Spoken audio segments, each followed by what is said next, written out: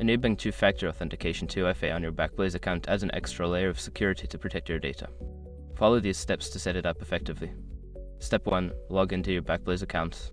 Visit the Backblaze website and enter your credentials to log into your account. Ensure you have access to the email associated with your account, as you may need it for verification. Step 2. Navigate to account settings. Once logged in, locate the account settings or security settings section. This is typically found in the upper right corner of the dashboard under your account name or profile icon. Step 3. Select two-factor authentication. In the account settings menu, look for the option labeled two-factor authentication or 2FA. Click on this option to begin the setup process. Step 4. Choose your 2FA method. You will be prompted to select a method for receiving your 2FA codes. Common options include using an authentication app like Google Authenticator or receiving codes via SMS. Choose the method that best suits your needs and follow the on-screen instructions. Step 5. Complete the setup.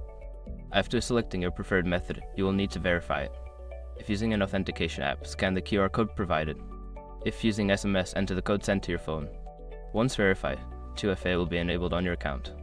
By following these steps, you can successfully enable two-factor authentication on your Backblaze account, enhancing your security.